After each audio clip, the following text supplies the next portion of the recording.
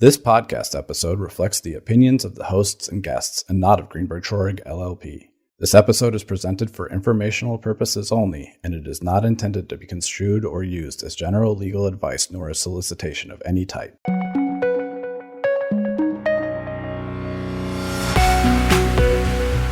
Hello, everyone. Welcome to this podcast series, Building the Blueprint, the foundation of South Florida's tech ecosystem, a mini-series that's going to explore the growth of the tech ecosystem within Miami and South Florida and its impact on the world. And today we'll be focusing on a particular subsection of data centers and IT infrastructure, something that's been near and dear to South Florida since 2000. 2000, we saw the company Traurig, a formerly real estate development company that transformed into an IT infrastructure company through data centers and then managed services providers until it culminated in being one of the top cloud providers, resulting in its sale to Verizon for $2 billion. That transaction has significant impact on the market, both locally in Miami. It sparked a wave of technology companies that still go on to this day. And then, of course, nationally, it sparked significant consolidation in the IT infrastructure space, which has been very interesting.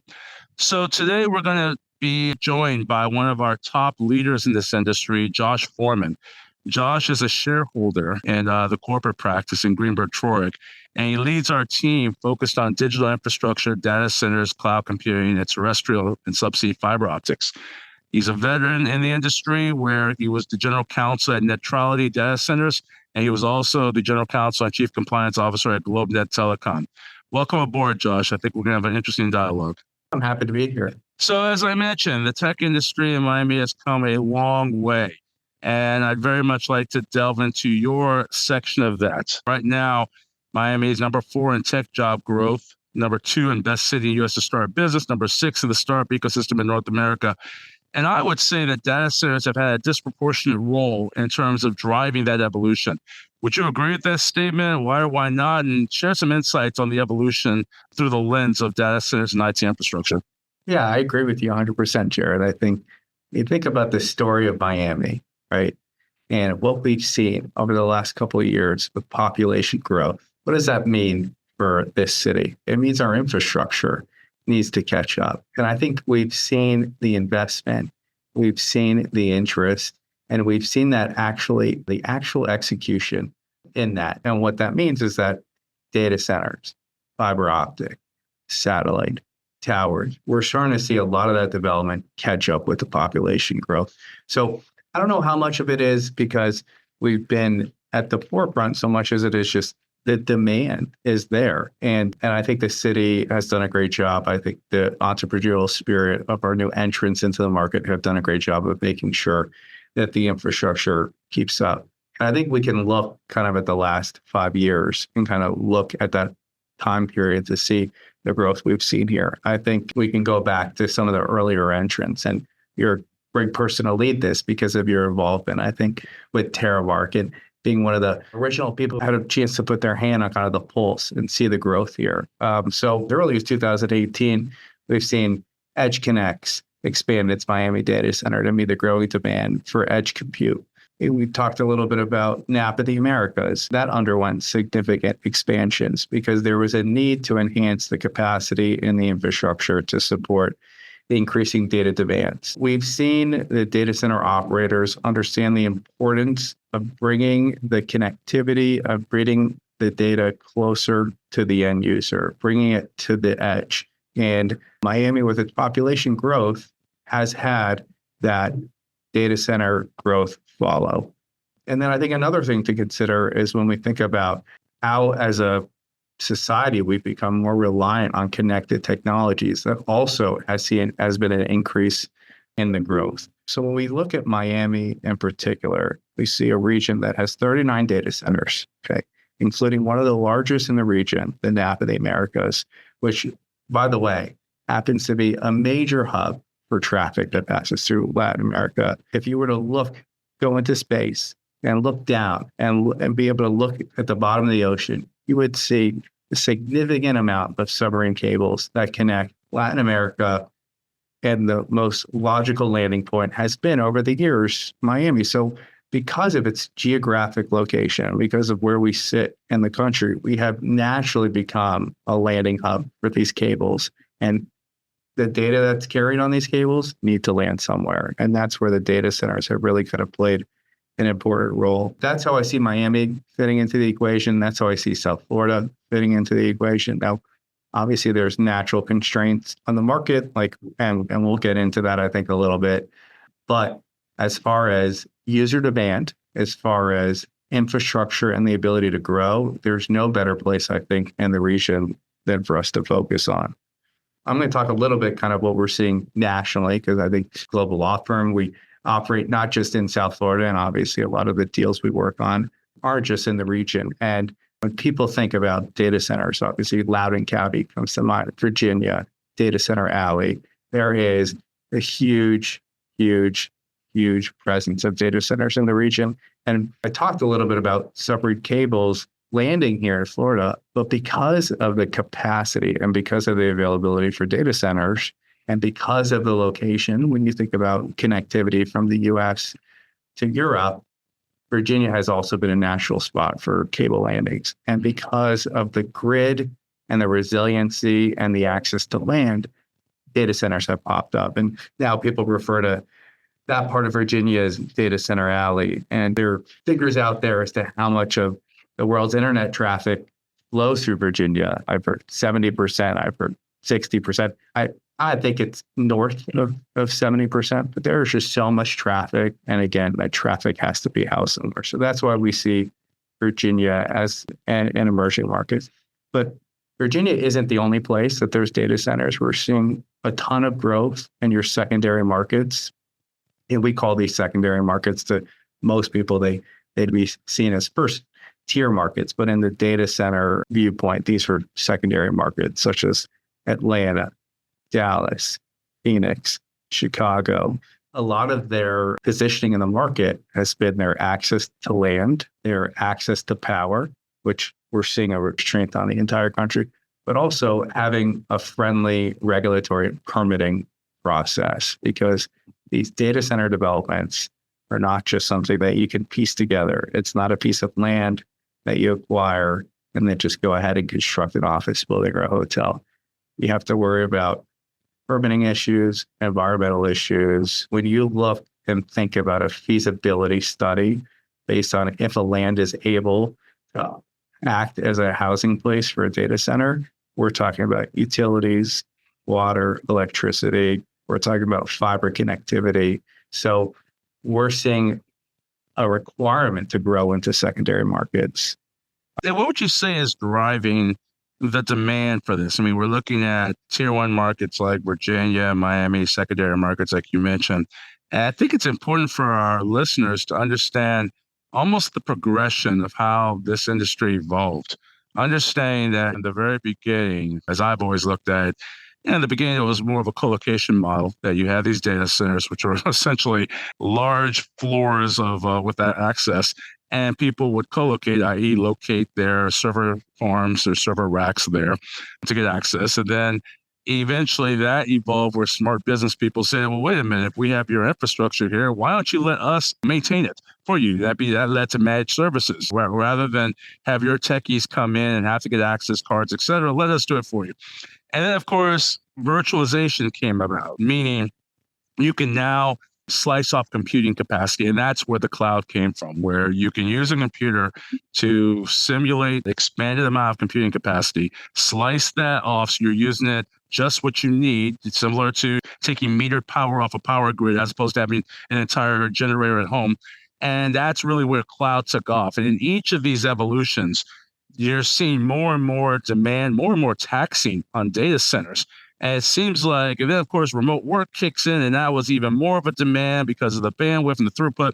And then of course, AI. Let's talk a little bit about how that's all evolved so that data centers are becoming even more ubiquitous, more in demand, and maybe a little bit about how that demand is being satisfied. I mean, my understanding is Miami's about to double its entire data center capacity. Let's really think about that stat. Miami already has a significant amount of capacity as it is, and we're looking to double it because the demand is so extreme. I'd love to get your thoughts on that progression of demand and how it's being satisfied. This is why I was excited to be having the conversation with you, because not only do you have the space, but I think each of those verticals that you've discussed, you've been active, which is nice. So it's easy to kind of have this conversation. And I think the first thing you touched on is when servers, networks went from being on-prem to off-prem.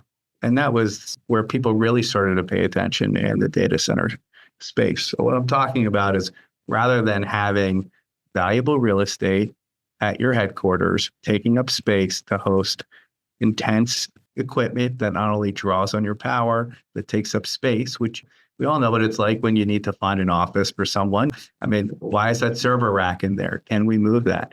So you had the folks on the IT side thinking about ways that they could show that they're impacting the bottom line, which means pushing off some of the operational costs of having your own network on your facility. And that's where we started to see kind of the cloud really grow. I think today you'd be hard pressed to find many IT people who are not either actively going off-prem or considering going off-prem into a data center. And that's your co-location business that you kind of discussed. The other thing on the co-location side is just disaster recovery. I mean, it's not enough to just have this information stored on one server. You need to have multiple contingency plans in case that your network goes down or there's an issue where you lose your data. You need to have that backup. And that's traditionally how we looked at data centers. Then you talked about kind of the next vertical, which is kind of cloud services. How we're talking today, right? I mean, you and I are on Zoom right now. I mean, how is that working? I mean, that's working because we have the infrastructure in place and we're able to talk real time because we don't have latency issues because the compute and the servers, everything is close to us. So making sure that after the terrible event we suffered with COVID, seeing that the network needed to be more resilient for where we were heading as a society, which is into the digital age, right? So that was an accelerant. Now, and this is a great segue into the third vertical, which I see as your HPC, your high performance compute, your AI data centers that you're seeing being built. And that's kind of where we are today. You need to be able to make sure that you have the right environment for these HPCs and these AI workloads to be running from. And you talked about virtualization. What we are doing, where we are seeing our clients moving is following the investment thesis and to making sure that this is available to all. I mean, if we're going to really build the connected society, that means entrants to the market need to be able to have access to that infrastructure as well. And we're seeing that, and we're just at the beginning stages. And it's, I think, thinking of us as a law firm, thinking of Greenberg, Traurig, having that platform to really support our clients and understanding how the ecosystem works, I think is something that I think every day how lucky we are to be here and to be a part of this. You mentioned entry into the market. Let's talk private equity, because that's become a major player, which is kind of funny because initially private equity was hesitant to enter into because of some of the tenant risk. And I'd love to get your thoughts on that too. But now it's the exact opposite. They are absolutely in full blown. What is it that they're seeing that they find so attractive, and talk a little bit about the dynamic shift that that's caused? Yeah, so that's a great point. And I think when you consider this asset class, private equity has really much come into play. And now we see other traditional funds like real estate trying to kind of wrap their hands around the asset class. And we're seeing everyone kind of want to get into this asset class. But I think you're right to start with private equity. And I think what you had there is you had the ability of these sponsors to really understand the asset. And while and we'll talk about kind of your larger data centers, your single tenant data centers, where you have someone who will enter into a long-term commitment to be at that data center. I think private equity understood the credit that was coming along with those end users. And we're talking about some of the largest companies that are operating and whose balance sheets are very attractive on the credit side. So I think they understood that. I think what has taken some time, and I think through some of their platforms, they kind of understand the operational risk a little bit better than some of the funds who aren't active in this space. They understand the operational risks, and they understand that there aren't that many operators who can really pull it off. So I think partnering with the right operator has been the right approach on the private equity side. And we're seeing them understand that while, yes, if you were to read a lease on its face and look at the service level commitments that these data center operators are committing to provide for their end users, they understand that having the right team in place allows them to mitigate that risk. And they also understand the importance of the asset. It's not going anywhere. So I think that's how we've seen the market evolve. That's how we've seen kind of private equity take advantage of this space. And I think what'll be really interesting to see is how other shops and other groups, maybe not so much focused on the PE side, start to get comfortable with this space. And we're seeing that, but I think we're still in the beginning stages. So we talked about strategies and we've talked about investment. I kind of like to combine the two. Yeah, the new administration has announced an initiative, Stargate AI. I love the name. As a geek, I love the name. At least it was a great TV show named that. Talk to our listeners about what Stargate AI is and how it's changed the playing field for the industry. I think less so much about the administration as it is just about where we are today, which is that the demand for data centers, the demand for access to these heavy AI workload models has completely outstripped supply. I mean, we can talk about vacancy rates, we can talk about all those things, but we're at a time where there really needs to be concentrated effort and growth. So I'm happy to see the announcements that are being made. I'm happy to see the continued investment. I'm happy to see full commitment, both this administration and just in general from those in the space. So Stargate's exciting because what we're talking about is really entering into a partnership. And these partnerships have been around. I mean, there have been data center developments have been either owner, operator / hyperscaler tenant to JVs to owner developers. We've seen the partnerships out there. What's unique about this is that now you have an effort between a group. More data centers affect their bottom line. Their bottom line is impacted by lack of capacity. So while they may not all, sometimes some of these players could be considered competitors, they all see the common good in having infrastructure available. And of course they benefit. There has to be a business case. But I do think what ultimately is going to happen from these announcements is we're going to see other partnerships spring up. And I think it's nice to know that we're in an environment where those are encouraged. I think that's the most important thing we're seeing from this message. And I think that crosses both administrations. It crosses both sides of the aisle because you see the importance of infrastructure, very much similar to how we saw the importance of the creation of highways. How does it anticipate to look? Are we talking joint ownership of data centers or co-investments? Curious as to what have you seen out there? If this is sort of at the beginning stages, so it's probably what's just being contemplated. We're seeing all different kinds of models, right? I mean, first you need to have the land and the access to power. So I think if you can have that, you're bringing something to the table. It's another thing to be able to develop that land and to make use of that power. So that's where you see your traditional developers / operators come in. And then I think there's a lot of risk that comes with building these data centers. There's risk of power deliveries. There's supply chain issue risk. So it'll be interesting to see if these partnerships really provide a greater spread and a greater share of the allocation of those risks. And if they do, then I think we're going to see something really special. And what about the power players themselves? I mean, you often hear people say that this industry evolved from being a real estate industry to being a computing capacity industry to being, frankly, an energy industry. What role have the utilities played in terms of just some of these other players like a SoftBank, Oracle, OpenAI, et cetera, playing?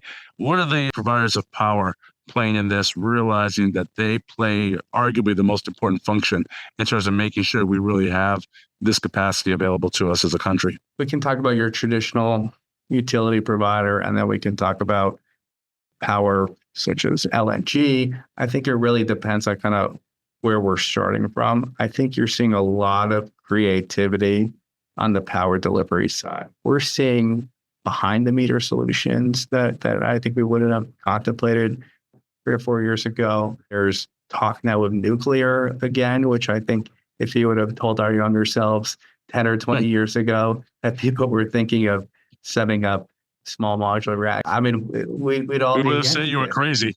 But so I think the power providers play a critical role, and I think they know that, and I think they also see the opportunity to get in at the ground level, and we're seeing that. I think we're still some time away from the power providers also operating data centers, because I do think that requires still a unique skill set, and with talent so hard to find in the market, I do think that we're going to see the power providers kind of stay a little bit more in their lane. But no, I mean, data centers are squarely in their crosshairs, and they're getting really creative in it, making sure these projects can take off, which is nice to see.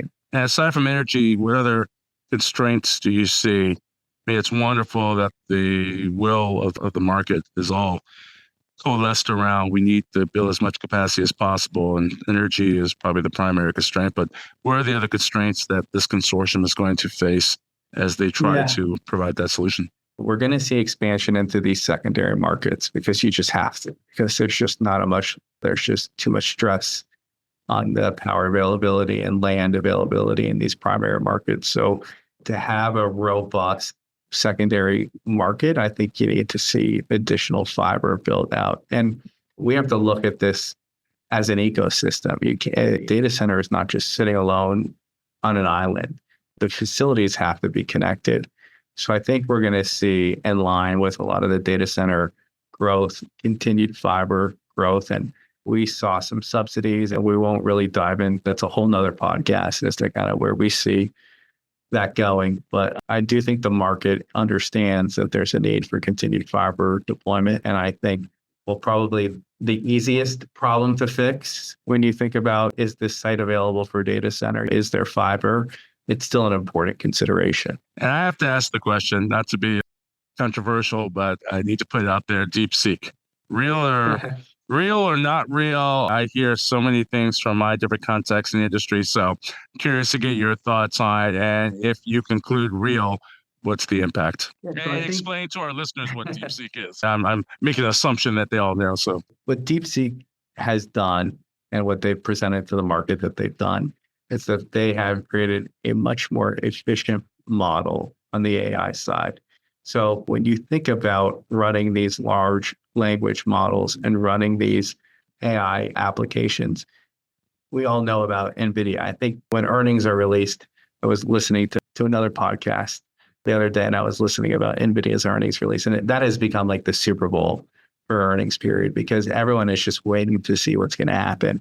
And NVIDIA is doing so well because their chips are in demand, and their chips are in demand because as of up until the DeepSeek announcement, it was only thought that you could run these programs on these chips. Now, the proposition DeepSeek is making is that for a fraction of the cost, they can run the same, maybe not the same, but almost at the same level on the compute side. Now, even though it's now been uncovered that supposedly they have, like, I don't want to butcher the stat, like 50,000 chips in series to run their model, which obviously would be a little bit more than the relatively minor cost they're claiming. But sorry, I couldn't resist. No, I'm glad you said that. And the truth is, listen, I mean, they're running on an open source model, so it's not like they're starting from zero, right? So they're working off kind of the higher looks that we've seen. So whether or not it's real or not, I do think it brings an important topic for us to discuss, which is efficiencies that we're going to see. I mean, this is the most talked about vertical in the data center space, these high workload facilities that can provide the right ecosystem for these HPC deployments. And I think what is fact is that AI efficiencies are here, and they're going to they're going to continue to be here, and we're going to see a lot more in the future, whether it's in new advancements in chips, whether it's cooling efficiencies, or we're going to see AI just become more efficient. And what I will say is that there is a strong case that people who are spend every hour of their day thinking about ways their investments could go wrong in this space all seem to be pretty unanimous on the fact that any efficiency that we're going to see is going to come back twofold, in the sense that we're going to see more entrants into the market. And this goes to what we talked about earlier with just kind of accessibility. If we can make this more accessible, there's only going to be more demand for more compute. So that's how I see this playing. It's interesting you mentioned about the impact on a number of other industries, cooling, power, et cetera. It almost reminds me of when space exploration was considered one of the top areas for innovation. It was really space exploration and the military. Those were the two areas you get the biggest spike and the quickest route towards innovation. And that's always because necessity is the mother of invention. In the case of space exploration, we run a space race. We're back into one apparently, and military for obvious reasons. And now it seems like with the race for AI, the race for other uses of data centers have been scooped up. And today, now you're seeing a similar front.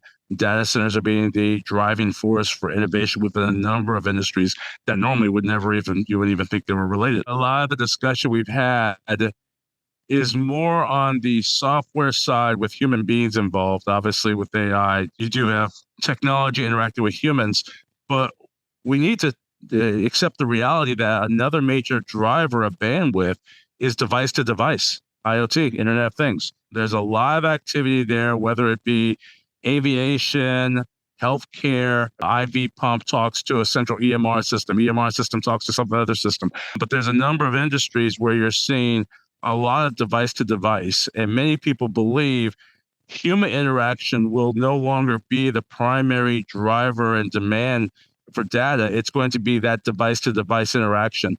Do you agree with that? And what are your thoughts on how that impacts this whole dynamic we've been talking about? One of the things that you and I have in common is that if something can fly, if it's a machine, if it can talk to us, or if we can get our hands on it, you and I are going to mess around with it. So I think Absolutely. we're really in tune to kind of the tech side of things. But think about it this way. Think about a pacemaker or a medical implant, right? That right now, the primary way that those devices are connected are just to provide real-time data. I mean, you can talk about something that's implanted. We can talk about our smartwatch. We can talk about these devices which track. Okay. And it's a constant stream of data, unlike where when you have a human being interacting, it is always on. It is always a data flow. There's no stopping it. 100%. Now think about all that data, okay, that now we have our hands on. And think about throwing AI into all that, okay?